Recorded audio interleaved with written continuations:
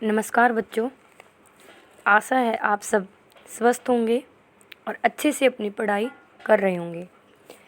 कल मैंने आपको ह्यूमन ज्योग्राफी में दो जनजातियों के बारे में करवाया था। एक थी आपकी नागा जनजाति, जिसके बारे में हमने कल पढ़ा था। दूसरी जो जनजाति थी वो थी टोडा और नागा जनजाति के बारे में कल हमने पढ़ा था। आज जिस जनजाति के बारे में हम पढ़ेंगे वो है गड्ही जनजाति। ठीक है, इस जनजाति के बारे में जितनी भी जनजातियां हैं, कुछ चीज़ें उनकी सेम हैं, कुछ अलग हैं। आपको एक ऐसे याद करना है कि किसी न्यू पर्सन के बारे में, न्यू जनजाति के बारे में, उनके जीवन के बारे में जानने के बारे में मिल रहा है। अगर आप इसको बोरिंग सा समझ कर करते हो तो आपको कभी भी याद नहीं होगा। अगर इंटरेस्टिंग वे में लेके इसको याद करते हो ज़रूर याद होगा। जब मैं आपको लेक्चर डिलीवर करती हूँ तो आपके नेट पे या फिर आपके यूट्यूब पे बहुत सारी वीडियोज़ पड़ी होती हैं, जिसे गड्ही जो जनजाति है उनके कल्चर के बारे में वीडियोज़ पड़ी हैं, आप वो देख सकते हैं। थारू जनजाति के बारे में विकिपीडिया देख सकते हैं। थोड़ा इंटरेस्टिंग वे में पढ़ेंगे तो आपको ये ज़रूर याद होगा। ओके, अब पढ़ते हैं आपके जो गड्ही जनजाति है उसके बारे में। ये जनजाति mainly Himachal Pradesh, north India में गद्दी, बकरवाल, गुज्जर ये जनजातियाँ पाई जाती हैं। गड्ही जो शब्द लिया गया है, ये शब्द हिमाचली भाषा का शब्द है पहाड़ी क्षेत्र से, जिसका गड्ही एक क्या है, जेनेरिक शब्द है, जिसका मतलब होता है कि सामाजिक स्तरों की अनेक जातियाँ, इसमें अलग अलग जातियाँ पाई जाती हैं। गड्ही क्या है, एक लाक्षणिक शब्द है जिसमें ब्राह्मण, राजपूत, शिल्पकार मतलब जनजातियाँ या जातियाँ अलग अलग स्तरों में पाई जाती हैं, जिससे ये वर्ड लिया गया। हिमाचल प्रदेश में इस शब्द का प्रयोग ब्राह्मण व राजपूतों के लिए किया जाता था। नेक्स्ट आपकी ये जनजाति है जो गड्ही जनजाति, ये उसकी एक फीमेल है।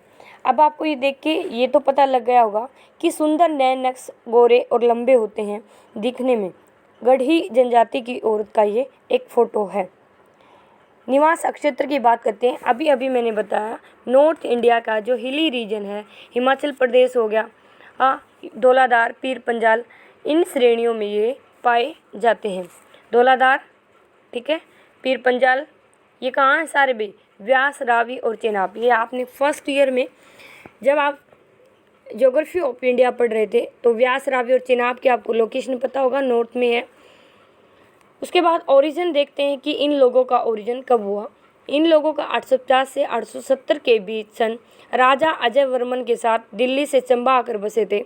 धार्मिक पुजारियों के कारण गद्दी थे जो सुदूर अतीत में उत्पीड़न के कारण तंग होकर लाहौर से बरमार घाटी में आ गए। मुस्लिम शासकों से तंग होकर संस्कृति का सम्मान को बचाने के लिए धीरे धीरे इधर उधर गए। राजस्थान को छोड़कर निर्जन पहाड़ियों में ये लोग बसने लगे। इस जो गड्ही जनजाति है, इसमें ठाकुर, राणा और राठी गोत्रों के व्यक्ति पाए जाते हैं। भौगोलिक जो इनकी दशाएं हैं उसके बारे में बात करूँ तो ग्रेटर, मिडल, लोअर और लेसर हिमालय के बारे में आपने पढ़ा होगा। लेसर हिमालय में ये पाए जाते हैं। 1828 से 3000 की मीटर की जो ऊंचाई उस तक पाए जाते हैं, ये हमने पढ़ लिया था। उसके बाद है ये भी गड्ही जो जनजाति है उसकी फ़ोटो है। देखो बड़ी सुंदर सुंदर फीमेल आपको दिखाई दे रही होंगी।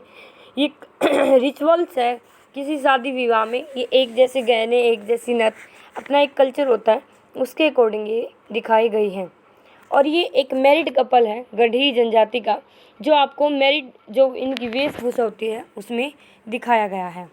अब बात करते हैं गड्ही जनजाति की भौगोलिक दिशाओं के बारे में बात कर रहे थे। जो गड्ही जनजाति है वो क्या है, शीतल, इनकी जो जलवायु है ग्रीष्म ऋतु शीतल होती है। क्यों भाई, क्योंकि हिली एरिया में रहते हैं, 1800 से 3000 की हाइट पे हैं, तो नॉर्मल सी बात है यहाँ पे ठंड होगी और स्वास्थ्यवर्धक होगी। कुछ टाइम में ऐसा होता है, अब हिमाचल के यहाँ जो क्लाइमेट है उससे इसको जोड़ सकते हैं, तो कुछ 3-4 महीने ऐसे भी होते हैं जब वहाँ पे बर्फ़ पड़ती है, बर्फबारी होती है। दूसरी बात ये है कि वहाँ कोनदारी, कोनिकल जो प्लांट वो पेड़ हैं वो पाए जाते हैं। दून और द्वार के बारे में भी मैंने आपको पढ़ाया है फर्स्ट ईयर में। दून क्या है, द्वार क्या है। ये वैलीज होती हैं हरी भरी, जिनको पूर्व में दून और पश्चिम में द्वार के नाम से जाना जाता है। शारीरिक लक्षण की बात करें तो फोटो हम देख सके हैं, ये मध्यम कद, लंबा गोरा रंग, पतले होठ, गोल चेहरा। तो कहने का मतलब ये बड़े ही सुंदर होते हैं भाई, ठीक है। रंग भी गोरा है, नाक भी पतला है, गाल गोल। तो कहने का मतलब ओवरऑल बहुत सुंदर होते हैं, दोनों ही सुंदर हैं, स्त्रियां भी और पुरुष भी। गुलाबी और दमकता हुआ चेहरा, खिला हुआ, मसल भी इनकी क्या होती है, स्ट्रॉन्ग होती हैं। पहाड़ों की सर्द और स्वस्थ हवाओं के कारण ये परिश्रमी होते हैं, स्त्री भी और पुरुष भी। बात करते हैं व्यवसाय की। वैसे व्यवसाय में ये लोग मेनली जो काम करते हैं वह मजदूरी या कृषि का कार्य करते हैं, या फिर पंडिताई ही इनका पहले मेन कार्य होता था। पंडिताई के बाद जो काम करते हैं या तो वो मजदूरी करते हैं या आपकी खेती करते हैं। मेनली ये ऋतु प्रवासी पशुपालक के नाम पर गद्दी, बकरवाल जितनी ये जो जनजातियां हैं एक जगह से दूसरी जगह पे पशुओं को चराते हुए जाते हैं। अच्छी चारे के रूप में ये एक जगह से दूसरी जगह पर जाते रहते हैं, और इनके पास गाय, भैंस, भेड़, बकरी आदि होती हैं। अच्छी नस्ल की इनमें पाई जाती हैं। उसके बाद ये मैंने अभी बताया कि ये पशुओं को चराने के लिए एक जगह से दूसरी जगह पे जाते हैं। ये गड्डी जनजाति का एक मेल है जो एक दूसरी जगह से जाते हैं। ऑक्यूपेशन के बारे में हमने बात कर लिया था। अब इनके भोजन के बारे में भी देख लेते हैं। भोजन क्या है, इनका भोजन मांसाहारी होता है। कभी मक्का तो इनका प्रमुख आहार था, लेकिन अब भोजन हिमाचल के लोगों से मिलने जुलने लगा है। चावल, गेहूँ, फल, सब्जियाँ आदि इन लोगों का भोजन है। मैंने बताया था नॉर्थ इंडिया में है, और नॉर्थ इंडिया में जो गड्ढी जनजाति है यहाँ पे पाई जाती है। ये आपको दिखा हुआ है कि नॉर्थ इंडिया का ये पार्ट है, यहाँ पे गड्ढी जनजाति पाई जाती है। नेक्स्ट है, यहाँ पे दिखाया गया है कि हिमाचल प्रदेश में इसके साथ बूट, गड्डी, गुज्जर, बकरवाल, कमरुना, लोहाला, पंगवाला ये ट्राइब्स यहाँ पे अलग अलग नाम से पाई जाती हैं। बात करते हैं इनकी वेशभूषा की। आप कभी जम्मू में गए हो या आपने फ़ोटो में भी देखा होगा कि कैसे ये ऊन से बना हुआ एक चोला सा पहनते हैं, और उस ऊन का जो चोला होता है पुरुषों का घुटनों तक होता है और महिलाओं का बिल्कुल एड़ियों तक लटका हुआ होता है, और ये ढीला सा होता है। 10 मीटर लंबा मोटी जो काली ऊन होता है उसका होता है। एक कमरबंद की तरह डोरा होता है, जो ऊबड़ खुबड़ ऊंचाइयों में जब ये जाते हैं तो ये कमर कस लेते हैं, जिनसे इनकी कमर में कम दर्द होता है। और मेल जो होते हैं ऊंची टोपी पहनते हैं, जबकि स्त्रियां शाल दुशाला ओढ़ती हैं। स्त्रियां ऊन से बनी हुई जूतियों का भी प्रयोग करते हैं। जो मैंने आपको मेन पॉइंट बताई हैं, एक तो भाई ये चोला पहनते हैं, ठीक है। दूसरी बात है डोरा लगा होता है उसमें, और पुरुषों का क्या होता है, घुटनों तक होता है, और महिलाओं का नीचे एडी तक होता है। और 10 मीटर ऊन लंबे ऊबड़ खाबड़ मार्गों पर जब चलते हैं तो कमर कसी हुई होती है, इनसे इनकी थकान कम होती है। पुरुष टोपी पहनते हैं और महिलाएं शाल या दुशाला ओढ़ते हैं, ठीक है। घर या आदिवास की बात करते हैं इनकी, जो इनका घर है वो गड्डी कृषक जो स्थायी बस्तियों में निवास करते हैं। और चलवासी क्या है, वो कुछ झोपड़ियाँ 2-4 झोपड़ियाँ बना लेते हैं। जब ऊपर से नीचे जाते हैं तो छप्पर वगैरह उनका होता है, और उन छप्परों में वो रुकते हैं। लकड़ी, फट्टी या तहसीरों के बने होते हैं। एक जगह से दूसरी जगह जब वो पशुओं को चराने के लिए जाते हैं तो बदलते रहते हैं। बात करते हैं भाषा की। इनकी जो भाषा गड्डी की गडियाली भाषा बोली जाती है। गडियाली भाषा में बात करते हैं। हिमाचल भाषा भी विभिन्न बोलियों का ये लोग सहारा लेते हैं। ओके, ये जो आपको दिख रही है ये लोकेशन, ये गढ़ी जनजातियों के पाए जाने वाले मकान है। मैंने कहा था कि एक एरिया में 20, 25, 30 कुछ घर होते हैं। ये दिखने में बड़े सुंदर लग रहे हैं मुझे। और इनकी जो ट्रायंगल शेप की छत बनी हुई है वो क्यों बनी हुई है आप सोच के देखना। इनकी जो ट्रायंगल शेप की छत बनी है वो इसलिए बनी है ऐसे, जब यहाँ पे बर्फ़ गिरे तो वो छत पे ना गिरे, क्योंकि 3 से 4 महीने ऐसे होते हैं जिसमें बर्फ़ गिरती है, ताकि वो स्लिप डाउन होके नीचे आ जाए। ये भी उन्हीं का एक पूरी लोकेशन दिखाई हुई है कि कैसे गड्डी जनजाति के घर पाए जाते हैं। उनके सामाजिक संगठन के बारे में बात करते हैं। सामाजिक संगठन में गोत्रों में बटे हुए होते हैं। अत्रि, भारद्वाज, गौतम, कश्यप, विश्वामित्र आदि इनके गोत्र होते हैं। विभिन्न सामाजिक वर्ग इसमें पाए जाते हैं। गढ़ी जो राजपूत होते हैं पितृवंशक होते हैं, और जो इनका उत्तराधिकारी होता है वो चूड़ाबंद और मुड़ाबंद कानून के तहत होता है। महिलाओं को उत्तराधिकार नहीं बनाया जाता, लेकिन विधवा होती है तो उसको भत्ता दे दिया जाता है। विवाह होता है, विवाह इसमें कई तरह के विवाह होते हैं। एक आपका अदला बदली का विवाह होता है, एक विवाह के लिए साथी की प्राप्ति सेवा करके होता है, दूसरा गोत्र विवाह या भगाकर विवाह वयस्क होने पर शादी की जाती है। पुनर्विवाह को तो मान्यता है। और यहाँ पे एक बहुपति प्रथा है, आपने पिछली जनजाति में भी देखी थी, बहुपति प्रथा थी, जिसमें यहाँ की पॉपुलेशन को मतलब कम करने के लिए, नियंत्रित करने के लिए ये प्रथा है, ताकि संसाधनों का बंटवारा कम से कम हो। जो फीमेल होती हैं, उन फीमेल के, मैरिड फीमेल के, एक तो होता है आपका कोका और दूसरा होता है लाल परांदा। ये सुहागिन औरतों की निशानी होती है। जैसे अपने यहाँ पे चूड़ी और सिंदूर सुहागिन औरतों की निशानी माना जाता है। स्त्री का स्थान बात करते हैं तो गड्ढी जो जनजाति है और महिलाओं की संपत्ति का अधिकार इसमें नहीं होता। विधवाओं को अभी मैंने बताया मेंटेनेंस दिया जाता है, खर्च दिया जाता है। उसके बाद है उत्सव और संस्कार के बारे में। जो यहाँ पे संस्कार है, नामकरण है, इसका संस्कार इकट्ठा किया जाता है। लड़कों के लिए चूड़ाकरण या मुंडन संस्कार किया जाता है। 5 वर्ष के बाद जत्तू कहलाता है, ये जनेऊ धारण करवाया जाता है। कई बार जो जनेऊ है विवाह के एक दिन पहले भी धारण किया जाता है और मृतकों का दाह संस्कार किया जाता है। लेकिन ऐसे मृतक जिन्होंने जनेऊ धारण नहीं कर रखा हो, जनेऊ धारण करवाया जाता है। मुंडन संस्कार को जत्तू कहा जाता है। दूसरा जनेऊ कई बार विवाह से पहले, और जब वो मरते हैं उनमें जनेऊ नहीं हो तो उनको क्या कर दिया जाता है, दफना दिया जाता है। Okay, 1 minute.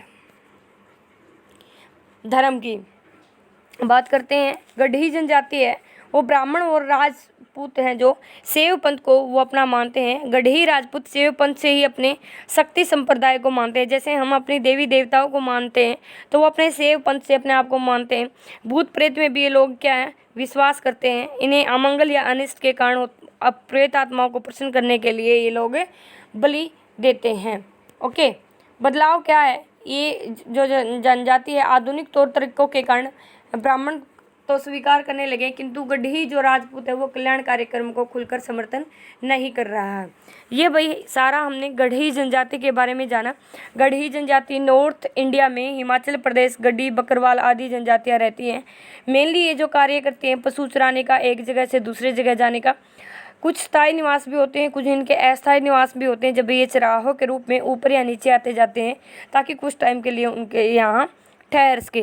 स्त्रियों की जो इनकी कंडीशन है वो अच्छी नहीं है ना ही उनको उत्तराधिकारी बनाया जाता है। मेल डोमिनेटेड है, पितृवंशक है। मुंडन या जो मुंडन संस्कार जो है, जत्तू या जनेऊ धारण संस्कार है, वो सब मेल में ही होता है। सिर्फ विधवा होने पर ही उसको रेमिटेंस दिया जो है मेंटेनेंस अलाउंस दिया जाता है। ओके, ये सारा था अब तक हमने जो पढ़ा गढ़ी जनजाति के बारे में। अब हम पढ़ते हैं थारू जनजाति के बारे में। जो थारू जनजाति है, जो थारू वर्ड है, थारू नाम के पीछे अनेक विद्वानों की अनेक मान्यताएं हैं। डी.एन. मजूमदार का कहना है कि उनका नाम, ये अर्थवेद को बहुत ज़्यादा पढ़ते थे तो इनको पहले अर्थू कहा जाने लगा और अर्थू के बाद धीरे धीरे इनको थारू कहा जाने लगा। अवध गैजेटियर का कहना है कि ये लोग एक जगह ठहरे हुए थे और थारू शब्द का अर्थ होता है ठहरे हुए, और यहाँ मलेरिया मच्छर बहुत ज़्यादा थे और एक जगह डटे रहे, इसलिए इसको थारू कहा। थार मंदिरा या दारू होता है तो इसलिए इसको थारू कहा। क्रुक के अनुसार इनकी संतान है जो महाभारत के युद्ध में भाग लेके खड़े हुए थे, इसलिए इनको थारू या ठुठराना नाम से जाना जाता है। फिर भी कुछ भी हो तो अलग अलग जो अलग अलग हैं जो उन्होंने अलग अलग नाम दिया है कि क्यों इसका नाम पड़ा है। ये एक लोकेशन है जो आपकी नैनीताल है, पीलीभीत, खीरी है, बहराइच है, बहरामपुर है, गोड़ा बस्ती, ये सारा थारू जनजाति का निवास क्षेत्र है जो आपकी बुक में अशोक दिवाकर की जो बुक है उसमें दिया हुआ है। थारू तो थार डेजर्ट के बारे में आपने सुना होगा। थार क्या है, एक रेगिस्तान है। 1 मिनट पे, ओके, थार क्या है, एक रेगिस्तान है जो मध्य युग में मुस्लिम आक्रमणों से राजपूतों को हार कर जो मारे जाने के बाद अपनी अस्तना की रक्षा के लिए यहाँ आए थे। दूसरी बात है कि अंगरक्षक सैनिकों सेवकों के संपर्क से इनकी वंशवृद्धि हुई है। पीढ़ियों तक ये लोग कई नम जलवायु में भटकते रंग रूप आचार व्यवहार दिखने में ये भी गढ़ी जनजाति की तरह सुंदर होते हैं। एक चीज़ मुझे इस जनजाति में बहुत अच्छी लगी वो ये है कि यहाँ पे मेल डोमिनेटेड नहीं है, फीमेल डोमिनेटेड है। मैंने बताया तो राजा महाराजाओं के थे, यहाँ आए थे, तो आज भी इन स्त्रियों को रानी कहा जाता है और फीमेल डोमिनेटेड है यहाँ में जो मेल हैं उनको रसोई में बिठाया भी नहीं जाता, उनको रसोई में इवन पानी तक को भी हाथ यहाँ लगाने नहीं दिया जाता है। और जो मेनली जो काम होते हैं वो फीमेल के द्वारा किए जाते हैं और इनको रानी कह के बोला जाता है। नैनीताल से देवरिया क्षेत्र तक फैला हुआ है, 500-600 किलोमीटर लंबा, दक्षिण तक 25 किलोमीटर चौड़ा है। बाबर प्रदेश है। बाबर आपको पता है, पहले मैंने आपको बताया था, बांगर खादर के बारे में बताया था और तराई के बारे में बताया था। जो मोटे मोटे ठेले होते हैं जहाँ पे पत्थरों का जमा होता है वो बाबर क्षेत्र होता है। उसके बाद नीचे जहाँ दोबारा से पानी दिखने लग जाता है वो तराई होते हैं। रामगंगा गोमती जैसी जो आपकी नदियाँ हैं यहाँ पे बहती हैं। सहायक नाले भी हैं इनके, बाढ़ग्रस्त रहता है और अप्रैल से सितंबर तक यहाँ पे बारिश होता है। मैंने अभी बताया था कि आपको जो गढ़ी जनजाति है उसी की तरह सुंदर दिखाई देती हैं आपकी ये वाली जनजाति भी, बड़े सुंदर है। ये एक एजुकेटेड सेमिनार में बैठी हुई फीमेल है और ये इनका डांडिया डांस की तरह डंडों से किया जाने वाला डांस है। अब बात करते हैं जहाँ पे ये रहते हैं, निवास क्षेत्र के बारे में हमने जान लिया। जो इनका यहाँ पे तापमान है 35 डिग्री सेल्सियस और जनवरी में 15। तो कहने का मतलब नॉर्थ इंडिया में है भाई, तापमान गर्मियों में ज़्यादा होता है, सर्दियों में कम होता है। और जुलाई के प्रथम सप्ताह में यहाँ क्या है, मानसून पवनें आ जाती हैं। 125 सेंटीमीटर तक रेनफॉल होती है मानसून के कारण। दूसरी बात है कि उचित भूमि प्रबंधन है यहाँ पे। अंधाधुंध कटाई के कारण, अनुचित जुताई के कारण जो यहाँ की मिट्टी है वो खराब हो रही, पशुचारण ज़्यादा हो रहा है और वर्षों की बौछार से जो मिट्टी अपर्दन है उसकी प्रॉब्लम कंटिन्यू होती जा रही है। तो मिट्टी अपर्दन है भाई, अंधाधुंध कटाई है, मृदा संरक्षण है, इनकी वजह से सवाना प्रकार के कठोर लंबी घास यहाँ पे पाई जाती है गुंज व घास। और जंतु है यहाँ पे चीते, पैंथर, सियार आदि पाए जाते हैं। आर्द्रता, दलदली भूमि, ऊंचे ताप, घास की वनस्पति आदि यहाँ पाए जाते हैं। ये हमने अभी अभी पढ़ लिया भाई। शारीरिक लक्षण मंगोलाई या नेपाली से मिलते जुलते हैं। नोएल्स के अनुसार द्रविड़ प्रजाति से हैं ये। अब कई शताब्दियों तक वैवाहिक संबंध नेपाल के दक्षिणी क्षेत्रों से होने, इनमें मंगोलाई, नेपालाई और द्रविड़ जैसे लोगों की गाल क्या इनके उभरे हुए। मंगोल का पता आपको, थोड़ी आंखें छोटी होती, गाल उभरे हुए, होंठ पतले होते और बाल सीधे होते हैं। उसके बाद करते हैं व्यवसाय की बात। थारू लोगों का जो व्यवसाय है वो आपकी एग्रीकल्चर इनका व्यवसाय है। और उत्तर प्रदेश के मैदानी जो हैं उनमें ये क्या है, चावल वगैरह की फसल करते हैं। उसके बाद गेहूं, चना, मक्का, सरसों आदि भी खेतों में इनके द्वारा उगाई जाती हैं। जो इनकी रोपाई है, धान की रोपाई, कटाई, निराई, गुड़ाई फीमेल के द्वारा की जाती है। और जब ये खेती कर लेते हैं तो तालाबों से मछली पकड़ने का काम, आखेट का काम करते हैं। चिड़ियों को पकड़ने के लिए कुकरिया, खंडिया जैसे उपकरणों का उपयोग किया जाता है। जड़ी बूटियाँ, कंद मूल, पशुओं की खालें, जड़ी बूटियाँ, टोकरियाँ, चटाइयाँ बुनना, श्रम विभाजन थारूओं की एक श्रेष्ठ परंपरा है। कुक्कुट पालन की इनके द्वारा किया जाता है। इनकी जो मातृभाषा वो क्या है भाई, थारू है। ठीक है, थारू इनकी मातृभाषा है। इंडो आर्यन परिवार के केंद्रीय समूह से ये संबंधित है। ये थारू लोगों का डांस है और ये थारू लोगों की लोकेशन दिखाई हुई है इंडिया के मैप में। एक मिनट भाई,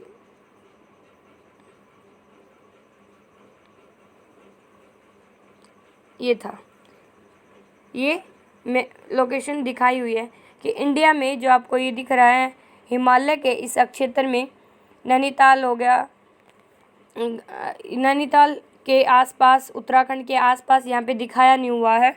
इसमें नैनीताल में, पीलीभीती में, खीरी में, नेपाल के बलराइच में, गोंडा में, बस्ती में आदि, गोरखपुर इनमें यहाँ पे पाई जाती है। People of south Asia Tharu, south Asia में थारू की लोकेशन यहाँ पे दिखाई हुई है। यहाँ पे डेंस है, यहाँ पे बहुत ज़्यादा पाई जाती है, यहाँ पे थोड़ी कम पाई जाती है, यहाँ पे और कम पाई जाती है। जितनी ज़्यादा आपको शेड डार्क दिख रही है उतनी ज़्यादा वहाँ पे जनजाति पाई जाती है।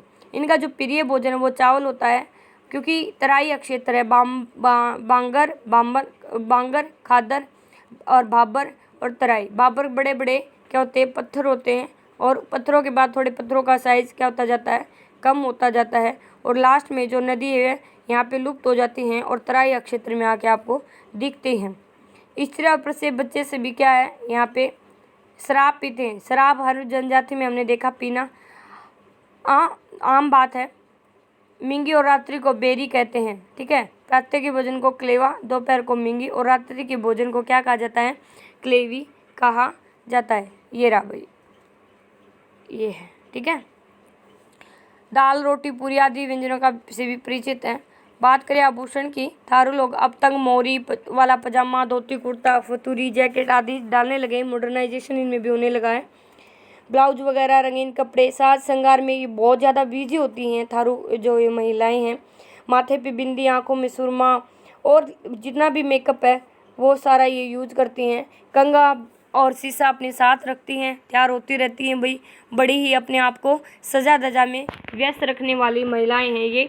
और बाजूबंद, पछेली, छेनी, चवन्नी की, अठन्नियों की जो इनकी वो है गले के, एक मिनट, ये व्यवहार और उत्सव में ये क्या रहते हैं। घर व अधिवास के बारे में बात करते हैं थारू लोगों के। इनका जो घर है 20 से 30 घर होते हैं छोटे से, जिसको पूर्वी या गांव बिखरे हुए होते हैं और 4 किलोमीटर का अंतर होता है। गाँव में घर बनाने के लिए उपयुक्त दशाएं दलदलों, मच्छरों से मुक्ति के लिए ऊंची होती है। मीठा जल होना चाहिए। पशुओं जो जंगली हैं उनसे बचाव और बीमारियों से सुरक्षित होना चाहिए। भूमि है जो आपकी वो उपजाऊ होनी चाहिए। थारू लोगों में वर्षा ऋतु से पहले बाद में स्थानीय सामग्रियाँ जैसे मिट्टी, लकड़ी, बाँस, कपड़ेल से आदि घर बनाए जाते हैं। जो इनके घर होते हैं भी वो शंकुआकार होते हैं और इनका जो दिशा है वो पूर्व की तरफ रखी जाती है। हाथी वगैरह जो चित्र हैं उनको बनाती हैं महिलाएं घर की दीवारों पे। और कमरों का इनमें विभाजन क्या होता है? पशुओं के लिए अलग होता है। घर में एक छोटा सा मंदिर भी होता है। सामाजिक संगठन में स्ट्रेटिफाइड होता है, स्ट्रेटिफिकेशन होता है, इसमें स्त्रीकरण होता है। उच्च और निम्न 2 वर्ग होते हैं इसमें। एक कुक के अनुसार था और उसमें 3 है, राणा, कथेरिया और डोंगरा। स्त्री का स्थान की अभी मैंने बताया कि स्त्री प्रधान है भाई ये समाज। स्त्रियों की जो कंडीशन है इसमें बहुत ज़्यादा अच्छी है। स्त्रियां जो होती हैं सैनिक व सेवक समझती हैं, स्वामिनी होती हैं और परिवार की सबसे बड़ी स्त्री है वो स्त्री में स्त्रियों की घर की सारी संपत्ति की मालिक होती हैं। आर्थिक दृष्टि से स्वतंत्र होती हैं। विवाह, इसमें एक विवाह होता है, मोनोगमी। तलाक भी मान्य होता है। धर्म है ये एक सामाजिक धार्मिक संचालन के लिए गाँव का एक मुख्य होता है जिसको प्रधान कहा जाता है। यह पद एक पैतृक पद होता है। हिंदू विधि विधान के संपन्न करने के लिए सामाजिक और धार्मिक क्रियाएं, एक कर्मकांड, ब्राह्मण की कई विशेष भूमिका नहीं होती। इनके समाज में जो ब्राह्मण हैं उनकी कोई विशेष भूमिका नहीं होती। प्रधान के द्वारा ये इम्पोर्टेंट कार्य किए जाते हैं। जो प्राचीन थारू लोगों का कोई विशेष धर्म नहीं था। ये लोग प्रेमात्माओं की पूजा करते थे जिसमें कालिका, दुर्गा, भैरव, महादेव, सत्यनारायण आदि भगवानों की पूजा करते थे। अभी थारू लोग हैं सीधे साधे, ईमानदार और सात संभाव के हैं। चोरी चकारी, ठगी, धोखा इनके अंदर नहीं है। मैदान निवासियों के संपर्क में आकर इनमें चाल चलन क्या थोड़ा सा बदलने लग गया है। ये थारू लोगों का घर है। यहाँ आपका चैप्टर नहीं, ये थारू जनजाति के बारे में कंप्लीट होता है। कल हम खासी जनजाति के बारे में पढ़ेंगे और खासी जनजाति के बाद एक और जनजाति है जिसको भोटिया जनजाति कहा जाता है, उसके बारे में पढ़ेंगे। और 2 जनजाति मतलब कल के 2 जनजाति करने के बाद अपना सेकंड चैप्टर कंप्लीट हो जाता है। फिर मैं आपसे एक टेस्ट लूँगी इस चैप्टर का कि कौन सी जनजाति कहाँ पाई जाती है। शॉर्ट क्वेश्चन का देखती हूँ कितने बच्चों ने कितने अच्छे से अटेंड किया। कल मैंने आपको बोला था कि आपको कोई कमी महसूस होती है तो प्लीज़ मुझे बताइए। आपको अच्छा लगता है वो भी बताइए, आपको क्या कमी दिखती है वो भी बताइए। अच्छा लग रहा तो लाइक, अच्छा नहीं लग रहा तो डिसलाइक, और कुछ कमी है तो वो कमेंट सेक्शन में ज़रूर बताना है आपको, ताकि हम और ज़्यादा इम्प्रूवमेंट इसमें कर सकें। थैंक यू वेरी मच, धन्यवाद। जय हिंद, जय भारत।